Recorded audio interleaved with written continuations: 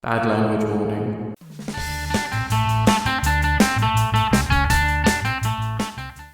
Hey, Red.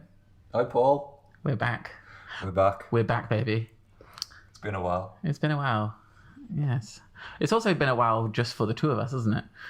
Yeah, I haven't seen you since before Christmas. Nearly 5 months. Yeah, and the last time these guys heard us would have been Christmas 21. So it's been like a year and a half. A year and a half since our special. And then about a year or so before, at least another year and a half for the season 2. Is that right? So we've literally done one in 3 years. Yeah. Oh, time flies, doesn't it? It's mad. Yeah. But we're back anyway. Woo! So what have we been up to?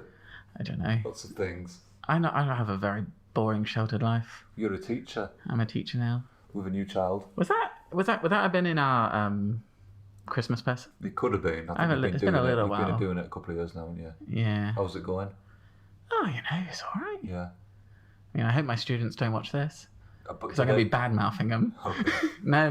Have they reinvigorated you? And is it like Dead Poets Society? They all get on tables for you? A few. I mean, it doesn't happen as often as you think it would. Right. It's like sort of... Is it mainly when you've asked them to change a light bulb and stuff? Yeah. Or like, about once every 3 weeks or so, okay, I get a standing on chairs, a captain, my captain. So what type of teacher are you? Are you an inspirational teacher? I'm just about getting by teacher. Right, Yeah. I think I do all right. Yeah. I know the stuff I'm teaching. Well, that's the main thing. That's the main thing, isn't it? And then you've just got to communicate that to your students. Yeah. And they've got to be receptive That's to the tough bit. Right. Mm. You have some that the are communication. receptive. As you can tell from our history of podcasting and being my friend for a while, we're not very good at communicating. You're not? No. You think? I thought you're good. You vocalised your intentions well. Thank you. Would you like to go to the pub? I do. Stuff like that. Yeah. Do you want to go to the pub after this? Possibly. I've got to take Bella on a play date at 2. I'll be all right. Maybe, see how we go. Maybe you just drop those plans there. Yeah. So we'll address the elephant in the room right now. So if people are listening audibly, they won't know that we're actually recording ourselves now via video. There's a video right there. This is what we look like. You've only ever seen cartoon versions of us. Yeah. Yeah. Oh yeah, this is first, isn't it? You poor bastards. Yeah. But we're very, private people. Okay. But we've come out of our... What am I trying to say here? I don't know. Come out of our shell? Maybe. So this is us. Hello. Hello. What else has been happening? So this is Paul and that's Rowan. This is me. That's him. Yeah. So you've got a new addition to the family. Yeah. Tell me about that addition. Well, he's a little boy. I won't reveal his name. For privacy reasons. Yeah, you know what the paparazzi are like. I mean, it's bad enough they got through my bins already. Yeah. No, I respect your privacy. I hope you too. But yeah, he's 4 months old. It's a little boy. Yeah. He's pretty cute. Looks like his dad. That's always good. Yeah. So it's always reassuring when that happens. That's true. Yeah, so my life has been mostly hectic, just teaching now. I used to teach like 1.5 days a week, and now it's 5 days a week. Wow. So that's pretty full on. And then fitting in marking in between. That's what I was going to say, because marking's a big part of it, isn't it? Yeah, it's sort of like, I guess it's part-time teaching, part-time marking still. Right. But like, it's full on. Yeah. Right. And then I have, a child that groans at night. He doesn't cry, he groans. He goes that. You just ignore that. Imagine that every 4 seconds. He's in the room with you, isn't he? We've recently moved him. He had to. Well, and you can still hear him. I keep the door open now, so it echoes down the hall now. Okay, it's a loud groan, is it? Oh. And do you have to get up to that, or do you just ignore it? Just try to ignore it. Yeah. Okay. So you got a groaning baby. Well, he's not wanting anything. It's just how he sleeps. Okay. Oh. Mouth breather. Yeah. Maybe that doesn't continue for his life. Most kids learn, or you can teach kids to sleep with their mouth closed. Just No, there's like, what was I reading? Because I sleep with my mouth open, and I've been trying to train myself to sleep with my mouth closed. I know someone who puts big band-aids or big tape, surgical tape, across their mouth. seems safe. Because they were a snorer. Yeah. And that's what she does every night. Imagine waking up to that. You turn around and your partner's. Yeah. It's like something out of a sci-fi film, isn't it? Anyway. So, Rowan, what have you been up to? Well, I've got into acting. Oh. So last So year... you've always had a bit of an interest, haven't you? But you're sort of like pursuing it now. Yeah, I've always kind of wanted to. Never had the confidence. Always kind of introverted, shy. Would you say that season 1 and 2 of this show helped you with that? Yeah, it stoked the fires, I'd say. Reinvigorated your love. Yeah. Well, yeah, because when I was at uni... The stupid accents really invigorated your love for acting.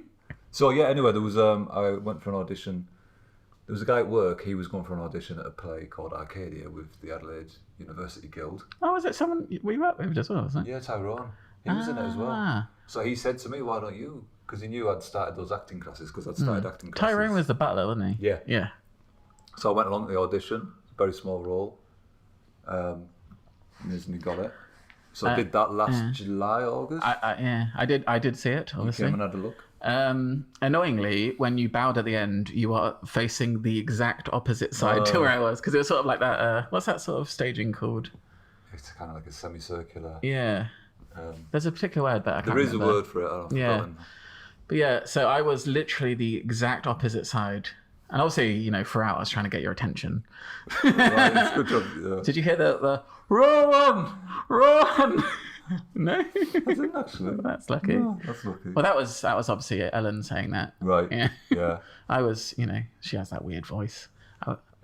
Rowan. I was more polite. I just blocked out the audience completely. The rest of the cast would come in, like after they'd done their little scenes and that, and be like, "Oh, did you see that person on their phone? Or that person looks like they're enjoying themselves." I'm like, "You're paying that much attention to the audience? How can you recite your lines and see someone on their phone?" It's impressive. Yeah. It's impressive. But I was just like in that zone, trying not to. Yeah. I mean, to be fair, if I thoroughly enjoyed it. I'm a big fan of the theatre. I've seen some weird stuff in my time. I saw Trainspotting. Oh, where was that? Was it Trainspotting the musical, or was it just Trainspotting? It's hard to tell because they're like. Where was that? That was during Fringe. Oh, okay. Adelaide Fringe. Right. Yeah, and it was like in the middle of the city, and it was really weird, but good. Yeah. I also saw one called Mr. Burns, which was the guy with the Simpsons. Well, I don't know why it was called Mr. Burns, because it was a post-apocalyptic. So people stuck in like a post-apocalyptic world, and they were discussing the Cape Fear episode of The Simpsons and acting out and stuff. Okay. So it's like a bit of a musical as well. Yeah. Yeah, Mr. Burns isn't even involved in that episode, really, is he? Yeah. From memory? It's a Sideshow Bob episode. Right. Okay. So that was a weird one. Yeah, and then Book of Mormon, which is obviously fantastic. Those are ones I've seen in recent times, anyway. Yeah. And Arcadia. You should check out Arcadia. I'm just saying that to the camera there. Well, it's finished now. Yeah, but there might be someone doing it in the world. Yeah, possibly. If you see it advertised in the world, go see it. Mm-hmm. That's what I say. Yes. Because it's a great story. Yeah, it's set like early 19th century and modern day. Set in this house, so you've got people going about their business, the ladies and the lords of the manor back in the day, and then these historians and academics researching and trying to find out what happened in this house and who killed so and so. So you see both parts. Yeah, they're talking about who killed so and so, and then you see the so and so. Exactly. And you play the pivotal role. I was the landscape gardener. Yes, yeah, and landscape designer. And you used your what's it called? No, it wasn't Hendrington. Yeah, your Hugh Hendrington voice. Oh right, I guess it wasn't it? Yeah, your posh voice. Yes. Oh yes, Mum. Yeah, I'm trying to remember one of my lines. God, that's bad. I've forgotten them already. It is the picturesque style, my lady. That kind of stuff. Yeah. But So it was like it was a strange thing, wasn't it? Because you were there at the start and there at the end, and then nothing in the middle. I had about an hour and 20-minute wait. Yeah. Where I was just playing Jet Set Willy, I think it's called, on the iPhone. Yeah. Got really far on it. Just sat in the dressing room. It was like a month of an hour and 20-minute wait every day. Yeah. Was there ever a time where you missed your cue because you're like, shit, I need... Nearly once. Really? Someone said, "Aren't you up?" And I was like, shit, and I ran. And I kind of came out a bit flustered, but I don't think anyone noticed. But yeah, so that was good. Yeah. That was fun. Came along the side. Yeah. Yeah. So, Thoroughly impressed. I still have the program. yeah, I have too. Yes. I'll keep that as a memento. Got it in my office. Right. Up on the wall. Have you? No. It is on the bookshelf. Oh, right. You made the bookshelf. I made the bookshelf. Yeah. Is it between two books? No, it's visible. It's placed. Hey. Yeah. Oh, that lovely. Along with my award that I got for being a great radio guy. Ah. I won the X Factor award. Yeah. I have the X Factor. And you've gone far with that award. Radio world. No. You decided against pursuing that career.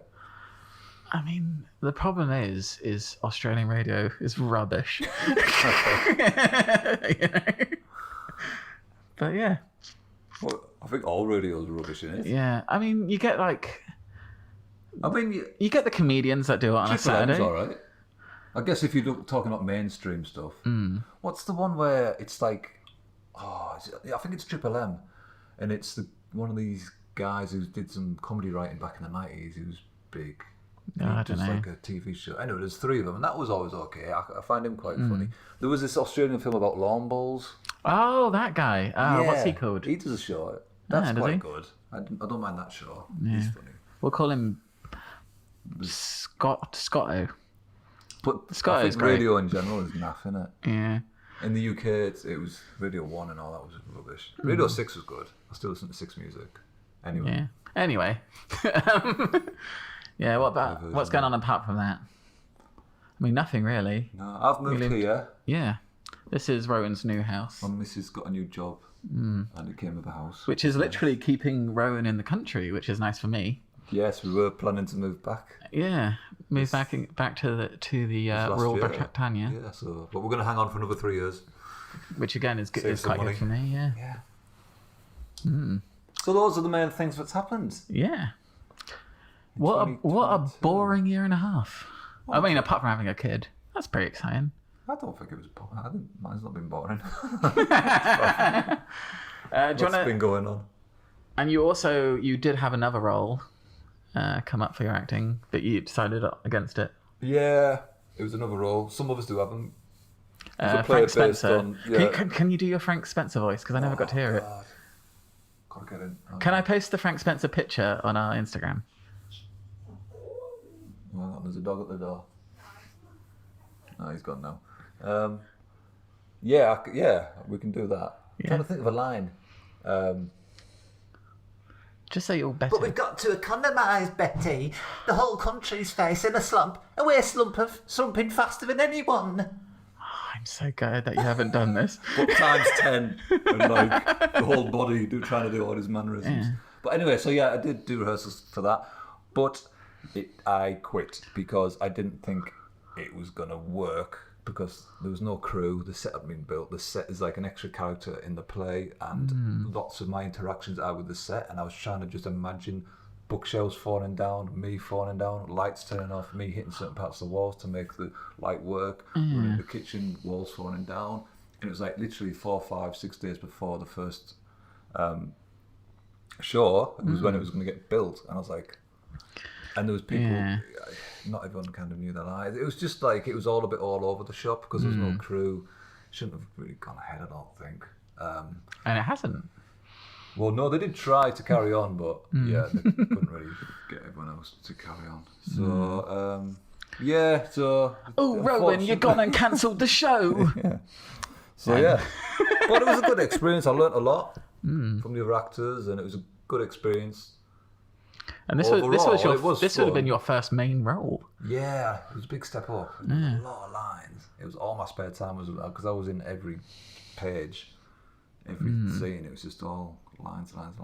But yeah, so good experience though. But anyway, yeah. Overall. So a little catch up for So you that's guys. it. That's what's been happening. Yeah. Yeah. Nice little catch up, isn't it? Yeah. That's all right, wasn't it? Yeah. So I'll end with, oh, Rowan! Thanks for making it all the way to the end.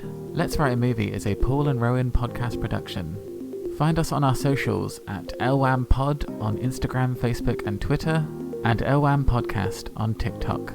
That's LWAM, LWAM. We are posting unique content on all different socials, so it's well worth checking out.